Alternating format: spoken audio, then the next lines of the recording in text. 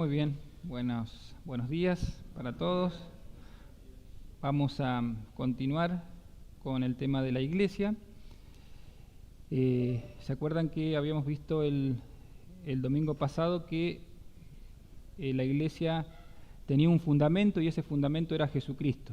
Y habíamos dicho de que no existe ninguna iglesia que no tenga a Jesucristo como fundamento, ¿sí? Y habíamos considerado algunos textos sobre la importancia de tener a Jesucristo como fundamento. Y este tema que sigue está relacionado, porque ahora vamos a hablar de la importancia del Espíritu Santo en la iglesia, ¿sí? Entonces, si había que buscarle un título, le puse la importancia del Espíritu Santo en la vida de la iglesia, ¿sí? Fíjense que cuando uno empieza a leer los evangelios, Mateo, Marcos, Lucas, Juan, uno se da cuenta de que entiende o ve rápidamente que se trata de Jesucristo o el poder y la presencia de Jesucristo entre los hombres. Pero cuando uno salta a Hechos, que es el libro que sigue, se da cuenta de otra cosa, que ahí puede ver el poder y la presencia del Espíritu Santo en la iglesia, ¿sí? Porque ya el Señor había ascendido a los cielos. Entonces, en esta mañana vamos a considerar algunas cosas muy sencillas, muy básicos, sobre el Espíritu Santo en la congregación, en las iglesias, ¿sí? Y vamos a tomar como texto base, y después vamos a ir leyendo otros, Hechos 9:31, Hechos 9:31.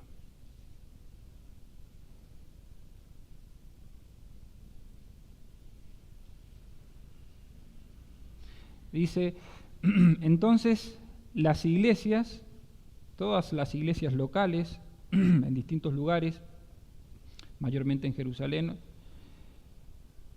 tenían paz por toda Judea, Galilea y Samaria, y eran edificadas andando en el temor del Señor, y se iban acrecentando, fortalecidas por el Espíritu Santo, ¿sí? Ahí se ve algo, en este texto se ve cómo había un elemento dentro de la iglesia, de ese grupo de hermanos que se congregaban en diferentes lugares, pero que había algo que los hacía particular, el Espíritu Santo, que era el que obraba en la iglesia. Entonces vamos a considerar algunas cosas importantes sobre el Espíritu Santo en la congregación, ¿sí? Tomando como base que el Espíritu Santo es el que era el que fortalecía a las iglesias en el primer tiempo. Y hay que empezar por esto, hay que empezar diciendo que Jesucristo enseñó, cuando Él estuvo en la tierra en su ministerio, Jesucristo enseñó la importancia de la venida del Espíritu Santo para la iglesia. Una de las enseñanzas que Jesucristo en el último tiempo, últimas semanas dejó, trató sobre esto. En Juan 15:26, muchos textos hablan sobre este tema, dice, fíjense lo que se repite en estos textos, Juan 15:26, Jesucristo está hablando, dice, pero cuando venga el Consolador, o el Espíritu Santo, a quien yo os enviaré del Padre, el Espíritu de verdad, el cual procede del Padre, Él dará testimonio de mí. Pero noten que dice, cuando venga el Consolador. Si saltamos al 16:8,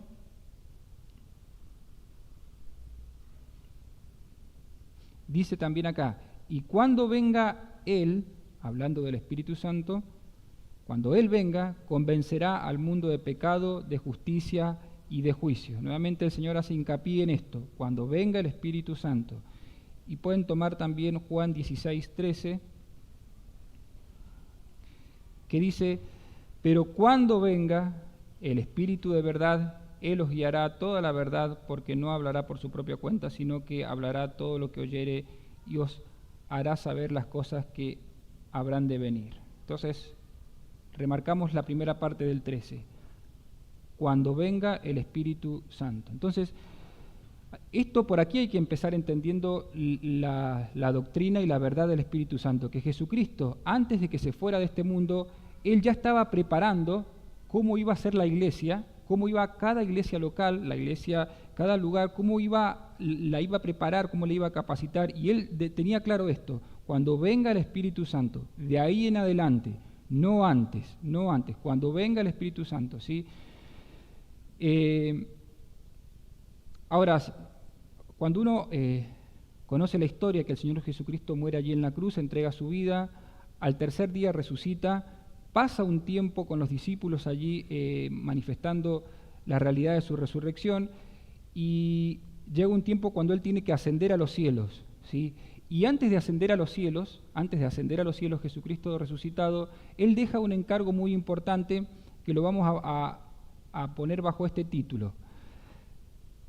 Acuérdense que estaban los apóstoles y un grupo de gente que eran discípulos fieles del Señor. Y el Señor encarga esto, lo vamos a decir, después vamos a leer el texto.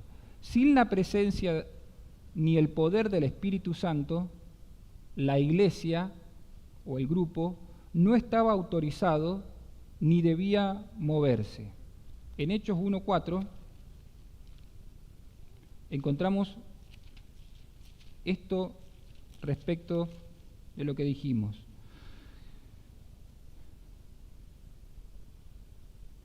Dice Hechos 1:4, ¿sí? No vamos a leer todos los contextos de todos los textos porque si no se nos iría mucho el tiempo.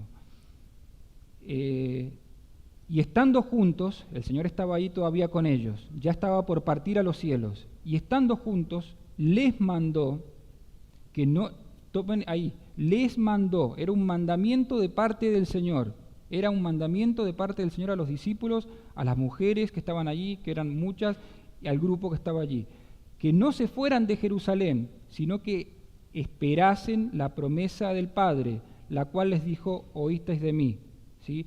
Y la promesa era el Espíritu Santo. Ahora, estos hombres que recibieron ese encargo de parte del Señor, vieron al Señor Jesucristo que partió hacia los cielos, ¿sí? Como leemos más adelante. Y ellos desde ese momento tenían que cumplir lo que el Señor les había pedido.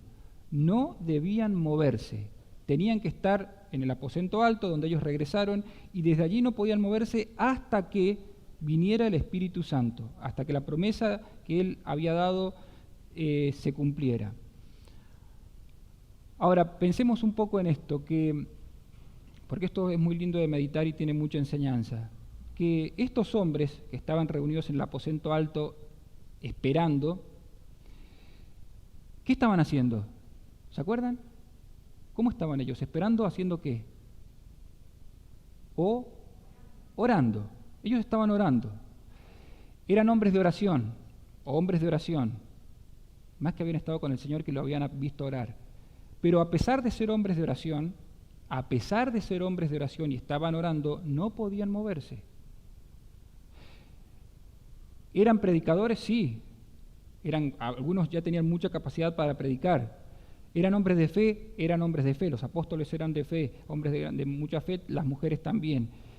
¿Eran hombres conocedores? Sí, porque habían recibido mucha enseñanza del Señor. Pero a pesar de todo eso, no podían moverse. Debían esperar la promesa del Señor. Y obviamente eran hombres súper reconocidos, hombres muy, no famosos, no es la palabra famosos, pero sí eminentes. Pedro, Santiago, Juan. Y a pesar de que eran hombres eminentes, a pesar de que podían tener una experiencia muy grande ya con el Señor y sobre muchas cosas que habían vivido, no podían moverse. Tenían que esperar la promesa del Señor. Y esto creo que cuando yo lo leía y lo estudiaba, nos deja una enseñanza muy importante para la iglesia. Deja una enseñanza muy importante para la iglesia local. Que esto nos enseña que la llenura del Espíritu no tiene sustituto en la iglesia para que ésta pueda llevar a cabo la obra. Es cierto que debemos ser una iglesia de oración, una iglesia de fe y una iglesia de buena doctrina, pero esto no alcanza sin la llenura del Espíritu. Por eso ellos no podían moverse, tenían que esperar hasta que viniera el Espíritu en cierta forma y los llenara, los capacitara para poder empezar la obra. Qué importante que es esto, porque a veces en las iglesias nos gusta actuar rápido y ya oramos un poco vamos a la acción. Y ya tenemos experiencia, vamos a la acción. Y ya sabemos hacer esto, vamos a la acción. ¿Y cuántas veces hay que hacer lo que hoy le escuchábamos en la mañana? Esperar en silencio. Y obviamente esperar en este sentido de que el Espíritu Santo sea el que nos guía, de tener la certeza de que estamos actuando bajo la guía del Espíritu. Entonces, una primera lección que aprendemos de esto es que para la primera iglesia, sin la presencia ni el poder del Espíritu Santo, la iglesia no estaba autorizada ni debía moverse. Ahora, pasemos a ese momento que tanto habló el Señor, cuando dijo, cuando venga el Espíritu, cuando venga el Consolador. Entonces tenemos que ir a Hechos, capítulo 2, versículo 1. Son textos que ya leímos, que Gabriel leyó. Dice, cuando llegó, Hechos 2.1, cuando llegó el día de Pentecostés, estaban todos juntos. Versículo 4, y fueron todos llenos del Espíritu Santo y comenzaron a hablar en otras lenguas según el Espíritu les daba que hablase. Entonces, llegó el día de Pentecostés y fue ese día que el Señor ya tenía en su mente, al cual se refería tantas veces, cuando venga el Consolador, y se trató del día de Pentecostés. Ustedes saben que el día de Pentecostés es la cuarta fiesta del año de los judíos, del pueblo de Israel. La primera fiesta del año es la que está cerca ahora. ¿Cuál es? Pascuas. A los 15 días de empezar el año judío ellos tenían Pascua. Al otro día empezaban los panes, la fiesta de los panes sin levadura, 7 días. Luego venía la fiesta de las primicias, de los primeros frutos, ¿sí? Y de ahí pasaban ¿cuántos días hasta Pentecostés, a la fiesta de Pentecostés? ¿Cuántos? 50 días. 50 días, como dijo Ainilda. 50 días. Se contaba justo, 50 días y ahí se celebraba la fiesta de Pentecostés. Ahora, noten que más o menos 50, los discípulos tuvieron que esperar 50 días. Capaz que querían salir, porque ellos ya habían visto a Cristo resucitado. ¿Qué mejor que eso? Pero tuvieron que esperar varios días. Ahora, cuando llegó el día de Pentecostés, la fiesta que celebraban, ese día que estaban los discípulos reunidos allí, dice la Escritura que ese día vino el Espíritu fueron llenos, como dice la Escritura, para no cambiar Hechos 2.4, todos fueron llenos del Espíritu Santo. ¿Qué pasó ese día en especial? Como dicen los teólogos, ese día nació la iglesia funcionante, la iglesia visible para el mundo.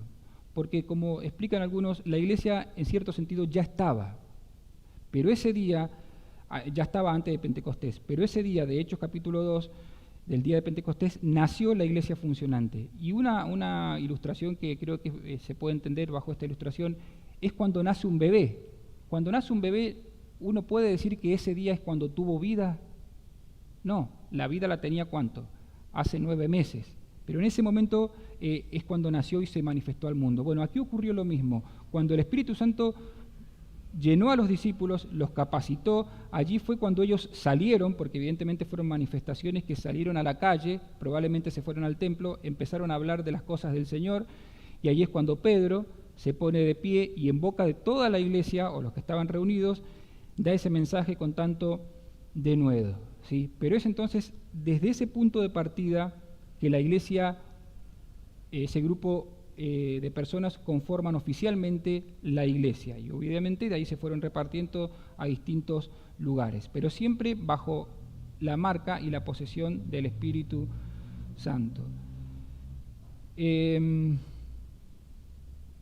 Entonces, ahí es cuando, en Hechos capítulo 2 es cuando arranca la iglesia oficial, la primera iglesia en Jerusalén, y evidentemente, como sabemos, ahí se convierten muchas personas, se agregan muchas personas a la iglesia, y después se empieza a predicar el Evangelio por todos lados y se van fundando diferentes iglesias. Ahora, siempre el Espíritu Santo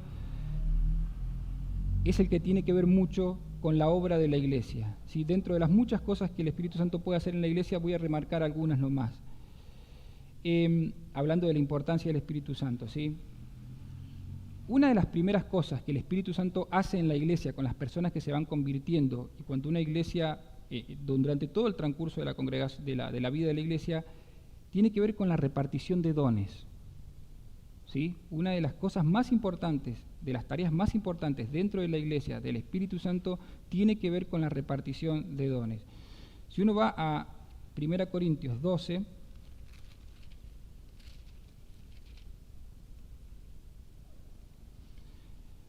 Pablo le está hablando a la iglesia de Corinto, una iglesia que había sido enriquecida de parte de Dios y de parte del Espíritu con abundantes dones. No quiero, hermanos, 1 Corintios 12:1, dice, no quiero, hermanos, que ignoren acerca de los dones espirituales. No quiero que ignoren acerca de los dones espirituales. Versículo 4. Acá hay una verdad muy importante. Ahora bien, hay diversidad de dones. En una congregación, en una iglesia, hay diversidad de dones, pero el Espíritu es el mismo. ¿Sí? Versículo 7. Pero a cada uno, a cada integrante miembro de una iglesia, que ha nacido de nuevo, que se ha convertido, le es dada la manifestación del Espíritu, para provecho. ¿Para provecho de quién? Para provecho de la iglesia, el resto de los hermanos.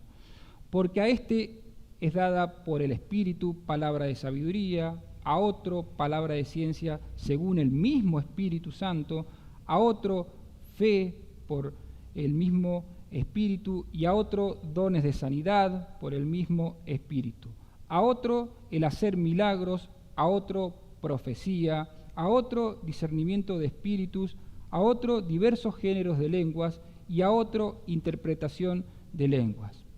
El versículo 11, el más importante. Pero todas estas cosas las hace uno y el mismo Espíritu, repartiendo en la congregación a cada uno en particular como Él quiere. Entonces, una de las tareas más importantes, y ya vamos a ver por qué es importante el hecho de la repartición de dones, que es que el Espíritu Santo otorga a los hombres que se han convertido en una iglesia local dones, talentos, dones espirituales, ¿sí? Y mientras meditaba en esto, reflexionaba en este aspecto que me gustó mucho, de que puede que una iglesia no tenga templo propio, puede que una iglesia no tenga un edificio y que los hermanos se congreguen en una casa y pueden ser iglesias. Puede que una iglesia no tenga gran variedad de actividades, que no trabaje con jóvenes, puede que tenga una reunión a la semana o 2 reuniones a la semana de forma general y es iglesia. Puede que la iglesia sea humilde, sencilla, y es iglesia en cuanto es guiada por el Espíritu, pero lo que no puede haber es algo que se denomina iglesia en el cual no hayan dones, no hayan hermanos que tengan dones para lo que sigue, que es la edificación. La tarea del Espíritu Santo en la congregación, una de las primeras tareas es repartir dones a los hombres.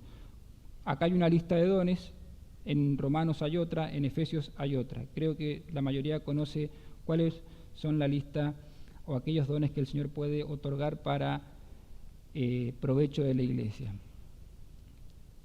Entonces, hay algo que hay que entender, que una iglesia que se llame iglesia no puede carecer de dones, no puede carecer de dones. Ahora fíjense que también es interesante lo que dice la parte final del versículo 11, porque dice que el Espíritu reparte como Él quiere. Ahora, esto no hay que interpretarlo como que lo hace de una forma caprichosa o a su antojo, sino que más bien lo hace como Él quiere según la necesidad de cada congregación, y según los propósitos de Dios para la congregación. De esa forma reparte. Y aquí también hay que aclarar algo, no reparte haciendo distinción de hombres, este es mejor, este no es tan mejor, entonces a este le damos más. El Espíritu Santo no toma eso para repartir dones a los hombres. El Espíritu puede repartir dones a hombres que son muy, muy débiles en cuanto a capacidades humanas. Ahora,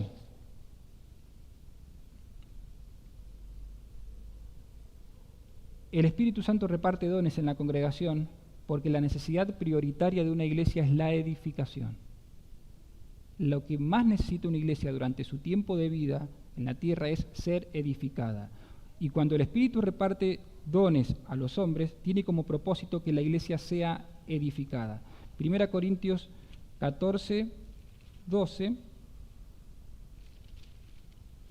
dice: así también vosotros, sigue hablándole a la iglesia de Corinto y a los hermanos, pues que anheláis dones espirituales. No está mal desear trabajar para el Señor y con un don que el Señor nos haya dado. Pero ojo, dice, procuren abundar en ellos para edificación de la iglesia.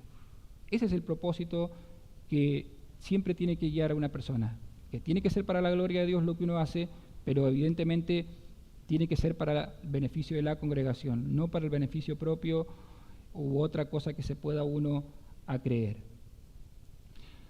Ahora vamos a tratar de ser un poco más prácticos en esto y vamos a hacer una pregunta, es ¿cómo es que el Espíritu Santo edifica la iglesia a través de los dones? ¿Sí? ¿Cómo es que el Espíritu Santo edifica a la iglesia? ¿Cómo es esto? Y esto es muy, muy importante para tener que bajar todo a una parte más práctica, ¿sí? Bueno, el Espíritu Santo conduce, vamos a decir 3 puntos, el Espíritu Santo conduce a la iglesia a la verdad.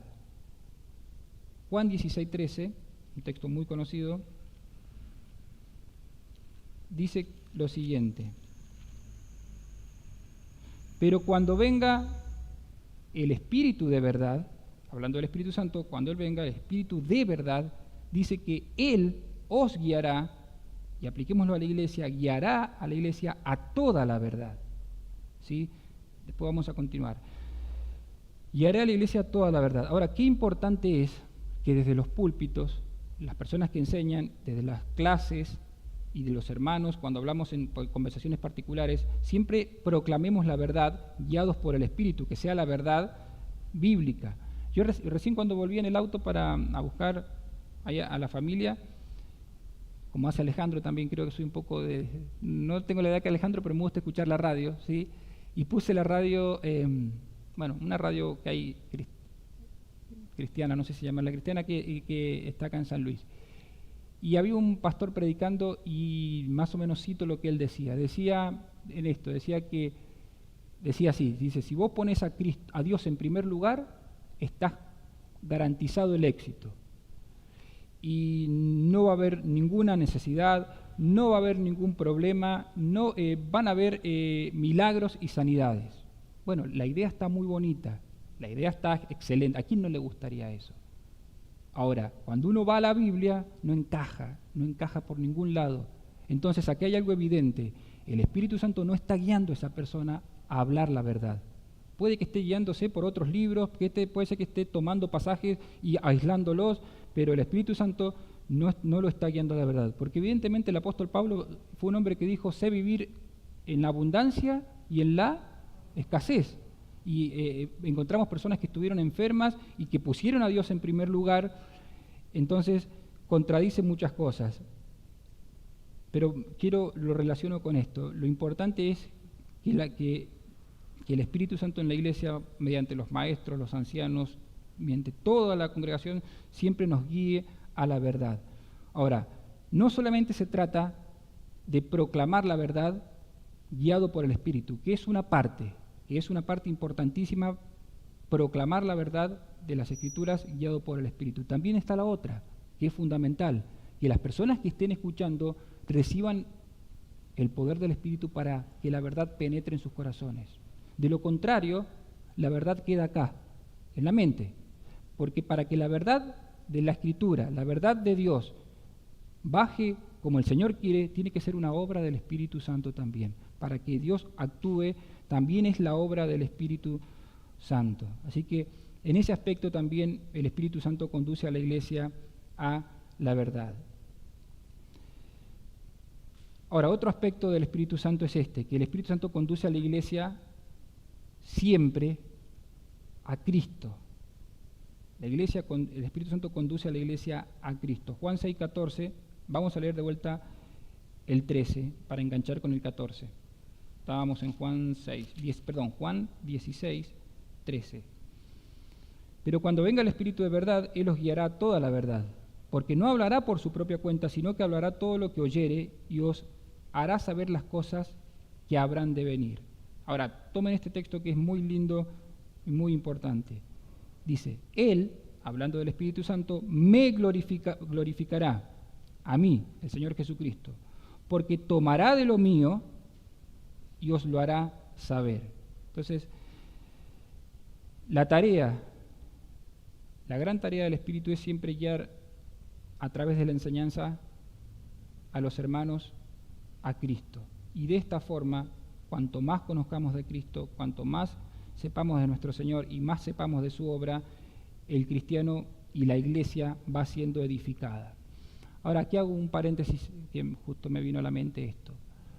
Fíjense que se trata de que la iglesia sea edificada. No se trata de que 2 o 3 son edificados y el resto quedan chatos. Y hay 2 o 3 que... No. La iglesia va en conjunto. La iglesia va en conjunto. La iglesia se trata de que todos seamos edificados, la gran mayoría seamos edificados, ¿sí? Que la gran mayoría seamos edificados en su totalidad. Siempre se trata de la iglesia en general, de los hermanos. Obviamente después se va manifestando en cada uno, ¿sí? Pero se trata de la iglesia, y la iglesia no son 2 o 3 personas. La iglesia es el cuerpo de Cristo, aquellos que se han convertido en una iglesia local, todos aquellos que se han convertido al Señor. Entonces el Espíritu Santo conduce a la iglesia a Cristo. Y esta otra parte es que el Espíritu Santo conduce a la iglesia a una vida más plena. Esto lo meditaba en Gálatas 5:22.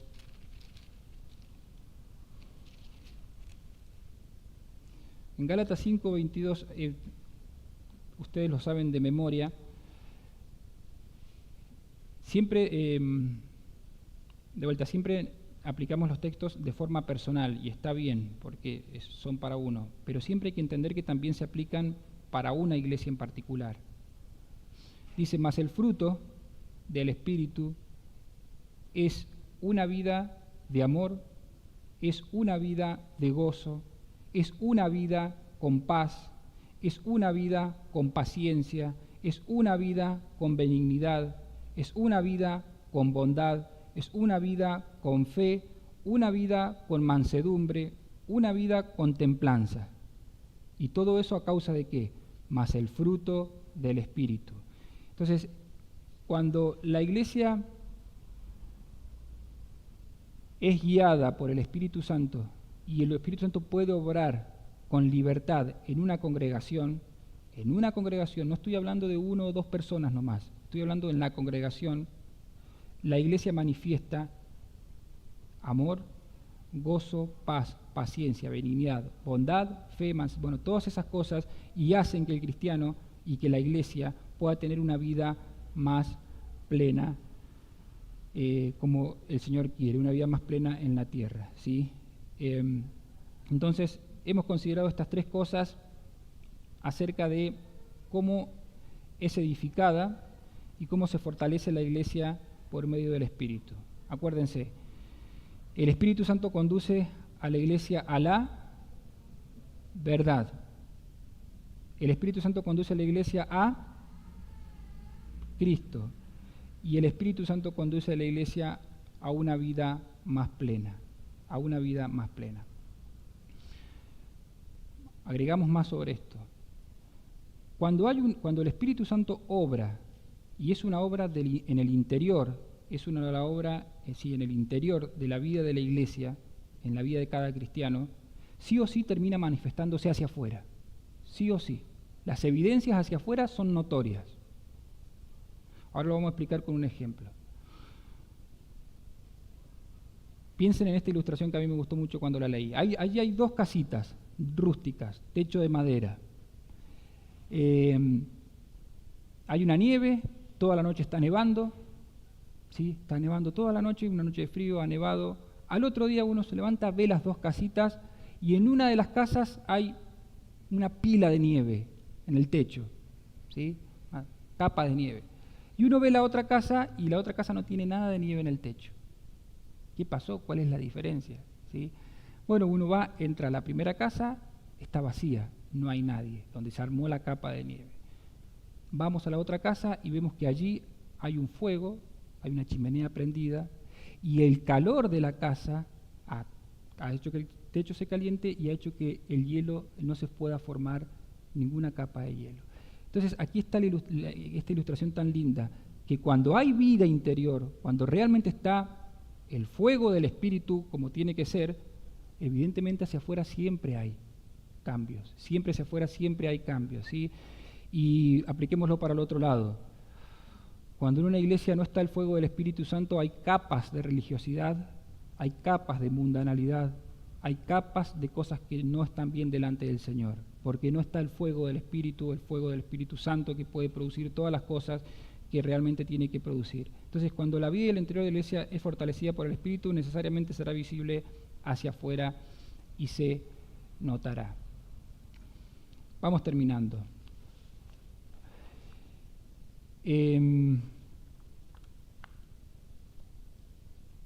Hay 7 iglesias muy conocidas que están en el libro de Apocalipsis. 7 iglesias locales. 7 iglesias locales. ¿Sí? Que ya no están, pero existieron en su tiempo. ¿Se acuerdan? La iglesia de Éfeso, Esmirna, Pérgamo, Tiatira, Sardis, Filadelfia, Laodicea. Ahora, Apocalipsis, en el libro de Apocalipsis encontramos de que el Señor manda un mensaje a cada una de las iglesias en particular, porque cada una de las iglesias tenía diferentes realidades.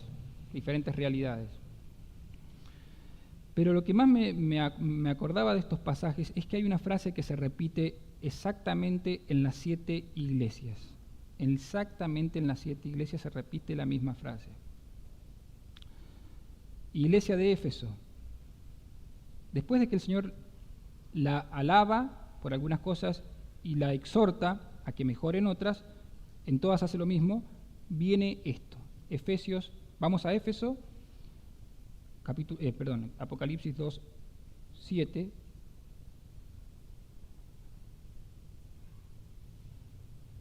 A la iglesia de Éfeso le dice: el que tiene oído, oiga lo que el Espíritu dice a las iglesias. 2:11.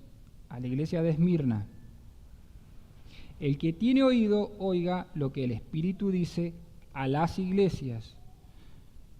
2:17. Iglesia de Pérgamo: el que tiene oído, oiga lo que el Espíritu dice a las iglesias. Noten cómo lo importante que es que la iglesia, lo que el Señor le recomienda, que la iglesia esté atento a lo que el Espíritu dice. Pero obviamente lo que el Espíritu dice no es otra cosa que lo que está en la palabra del Señor. Vamos a el 29. El que tiene oído, oiga lo que el Espíritu dice a las iglesias. Vamos al 3:6, iglesia de Sardis: el que tiene oído, oiga lo que el Espíritu dice a las iglesias. Filadelfia, el 3:13, el que tiene oído, oiga lo que el Espíritu dice a las iglesias. Y aquí llega la iglesia de Laodicea, ¿sí? A la iglesia que se les recriminan muchas cosas, pero es iglesia, y va exactamente el mismo mensaje, porque la única forma de salir de la frialdad, de las cosas que cuando la iglesia no está marchando bien, es volver a escuchar la voz del Espíritu. Y dice en el 22, el que tiene oído, oiga lo que el Espíritu dice a las iglesias. Ojalá que nos caractericemos como iglesia local aquí en El Hornero siempre en oír lo que el Espíritu dice a través de diferentes hermanos, enseñando o dando un consejo lo que el Espíritu dice a las iglesias, ¿sí? Ahí llegó justo Helmut para poder cerrar. Si Dios quiere, entonces continuaremos después con el tema.